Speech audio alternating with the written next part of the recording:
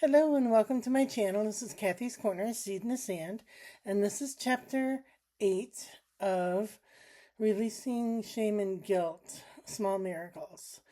And what I wanted to talk to you today about was those small miracles. I'm trying to approach everything in life with passion now, expecting miracles, and whether they come or not, that's not the what matters to me. Just expecting them, expecting small miracles to happen, is something that's becoming more important to me. And living my life with passion, and living my life with um, that feeling of it's all going to work out. Everything's going to work out fine, and um, yeah. So I'm kind of in that mode of trying to release that shame and guilt, release that pressure of judgment, while still expecting the small miracles, while still expecting the passion in my life, while still expecting good things to happen to me. And, um, it's so easy for me to focus on the negative. It's so easy for me to say, you know, they they're mean to me, or they think badly of me, so I should just avoid them. And I do avoid them, which is like family members and hometown people. A lot of people forget what happened, but a lot of people hold on to what happened as well. So it's hard to let go of people that won't let you go, if that makes sense. People that won't let you off the hook of what happened. And I'm trying to make it where people would understand what that feels like.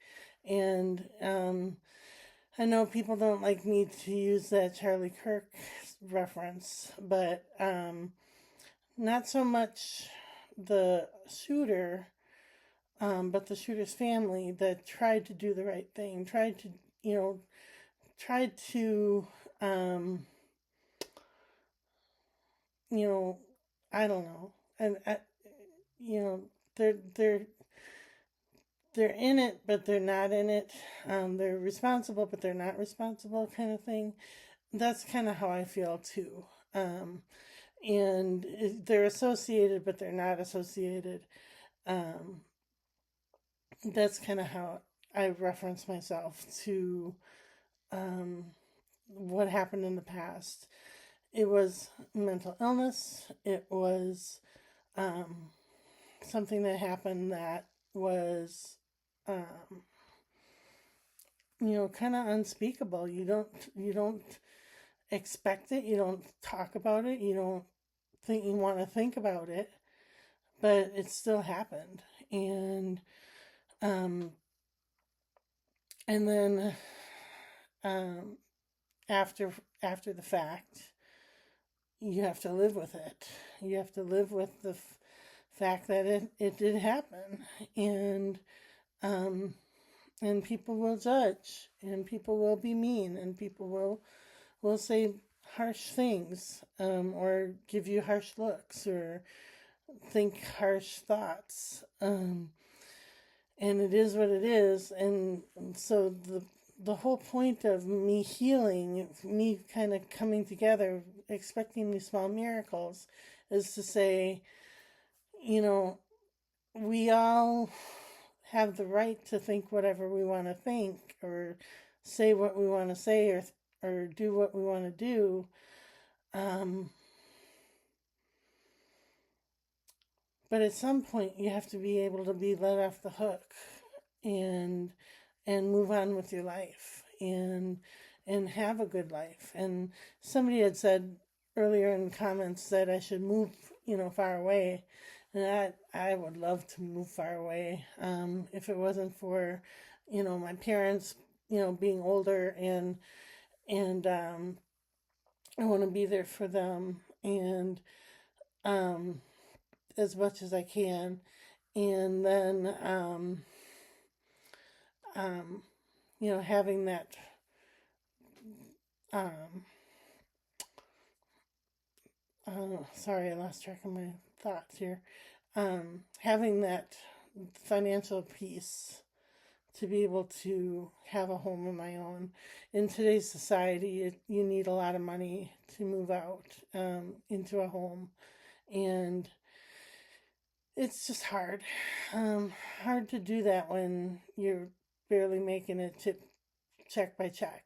It's not an easy thing to do. So, but you expect small miracles. You expect little things to happen, and all of a sudden bigger things happen, and bigger things happen, and suddenly, I'm in a house that's a dream of mine, um, and I can kind of move away from small town living, um, but you have to remember that your past always seems to follow you. So it is what it is. So, all right.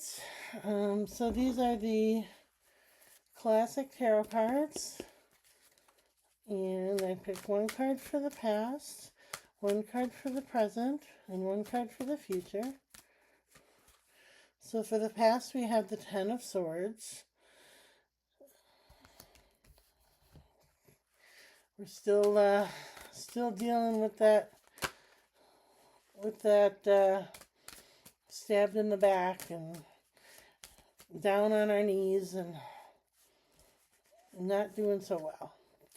All right, the present, we have the Emperor, which is that leader, that king, that he's watching over us. And so for the future, we have the Six of Cups. I love that card. It's that childhood memories, childhood, children. We always have to factor in our kids and what they're thinking of us. So, all right, these are the Healing Spirit cards by Gordon Smith. And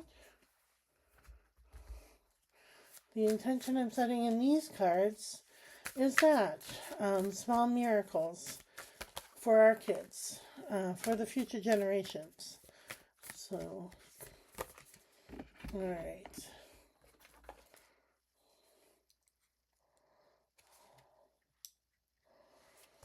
We have always in motion. Looks like that.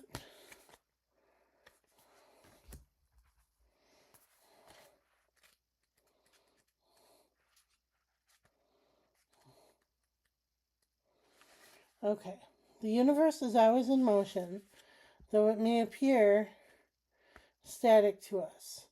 This is also the way of the true inspirational worker, who may appear to be still in their meditation, but in their spirit body is always keeping pace with the higher vibrations of the universe. You and your spirit guide are becoming one mind now, always working with the purpose of healing and bringing balance. Remember, the true spiritual worker offers to serve, and the spiritual worker never stops. Nice. So we're always in motion. We're always moving. We're always working with passion. We're always moving forward, one step in front of another. Healing that. I'm thinking of the rosary that I have from Cardinal Dolan. I talked about it in the past many times. It went into pieces in the laundry, and one day in 2020, it came back together. It was all back together again, and now it's broken again. It broke when I went through one of my breaks I don't know how it broke, but it broke. And so I have to put those pieces back together again.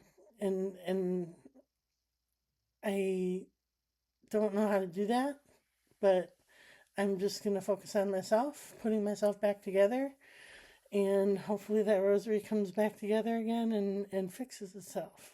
And it's a beautiful rendition of who I am and how strong I am and how hard I work and the emotion that, I might be in meditation, I might be still, but my spiritual body is still at work. So, all right. Well, I wish everybody a beautiful day today, and we will talk to you tomorrow.